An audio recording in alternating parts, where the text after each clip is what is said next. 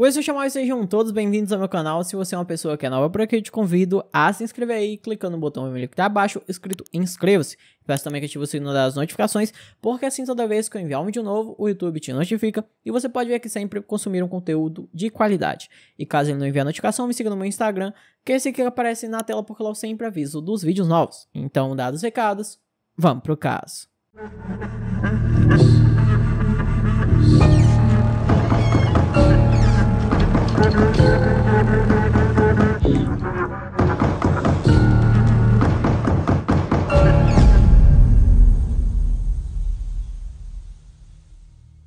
Michelle Knotek nasceu no dia 15 de abril de 1964 na cidade de Raymond, no estado do Washington, nos Estados Unidos. Shelley, como era chamada, e seus 3 irmãos viveram durante seus primeiros anos de vida com sua mãe Sharon, que era alcoólatra e tinha problemas mentais. Junto com seu alcoolismo, Sharon se envolveu em um estilo de vida perigoso, com alguns familiares acreditando que ela poderia até mesmo ser uma prostituta. Independentemente disso, quando Shelley tinha 6 anos, sua mãe desapareceu por conta própria, apenas para não cuidar dos filhos. Após isso, as crianças foram colocadas sob os cuidados de seu pai, Liz Watson, e sua nova esposa, Laura Stallings. No entanto, Shelley tinha um profundo ressentimento em relação a Laura e deixou seus sentimentos bem claros, frequentemente expressando sua intensa antipatia por sua madrasta, e aos 13 anos, Shelley soube da trágica morte de sua mãe.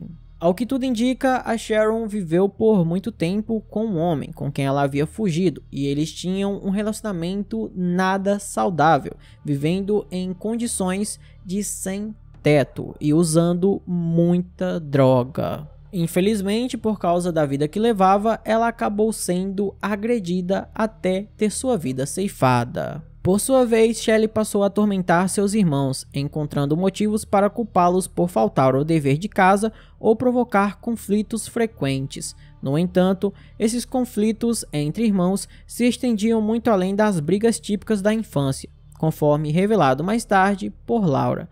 Ela compartilhou um relato perturbador, afirmando o seguinte: ela colocava deliberadamente cacos de vidro no fundo das botas e sapatos das crianças.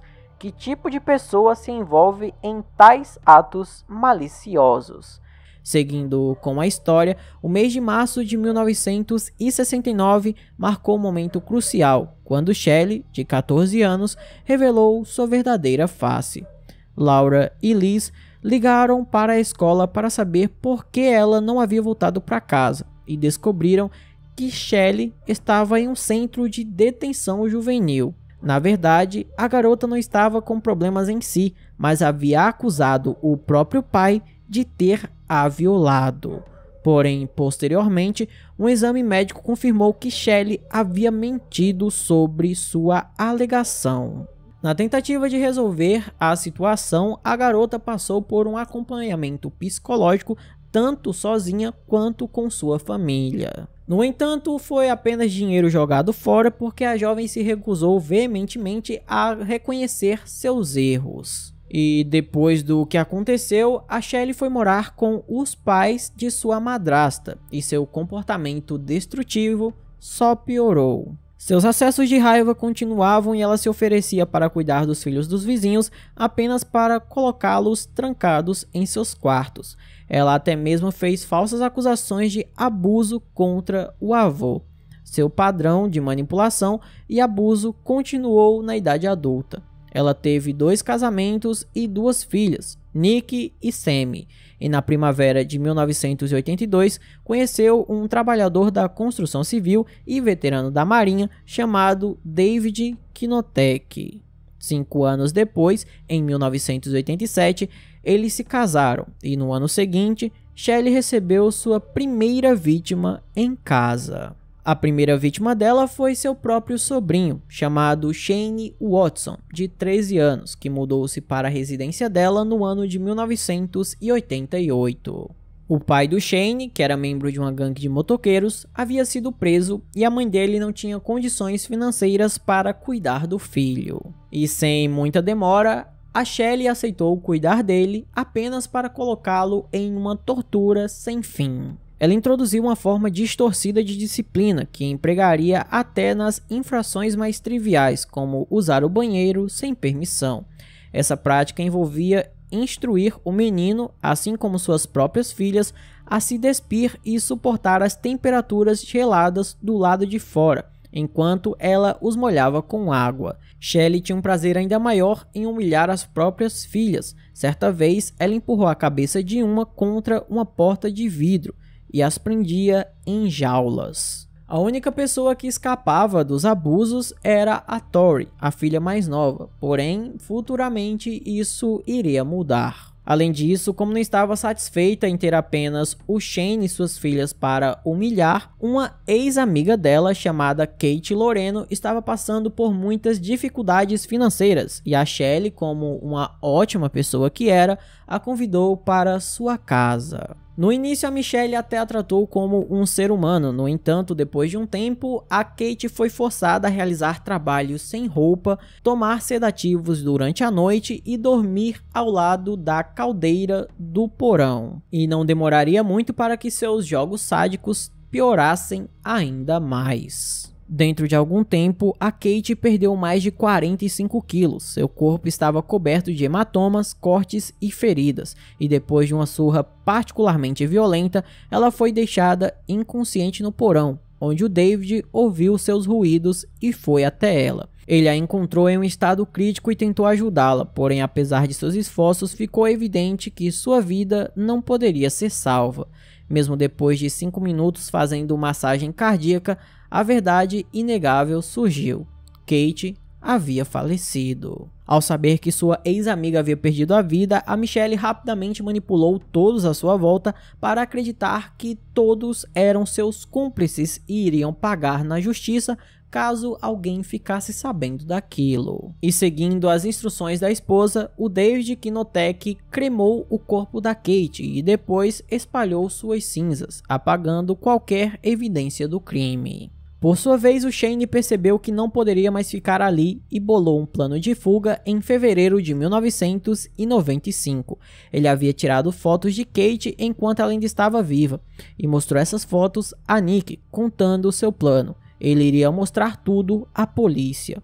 Cheia de medo e preocupada com as possíveis repercussões, Nick contou à sua mãe sobre as fotos. Em um ato vingativo, Shelley ordenou que David atirasse na cabeça de Shane, uma ordem que ele cumpriu sem pestanejar. Semelhante a Kate, o casal queimou o corpo sem vida do garoto em seu quintal antes de espalhar suas cinzas. Inclusive, antes de enfrentar a justiça, ainda haveria outra vítima, Ron Woodworth, um amigo de Shelley que foi morar com eles em 1999. Como aconteceu com as vítimas anteriores, não demorou muito para o ciclo de abusos começar. E em 2002, Shelley também assumiu os cuidados de James McClintock, um aposentado de 81 anos que supostamente entregou a ela sua propriedade de $140 mil. Talvez por coincidência ou não, James perdeu a vida por causa de um ferimento na cabeça que supostamente sofreu após cair em sua casa. A polícia, no entanto, nunca foi capaz de vincular oficialmente Shelley à sua morte. Enquanto isso, ela submetia o Ron a várias experiências cruéis. Ela o afastou completamente de sua família, o ordenou a beber urina e pular do telhado. E após fazer isso, ele ficou em um estado completamente debilitado.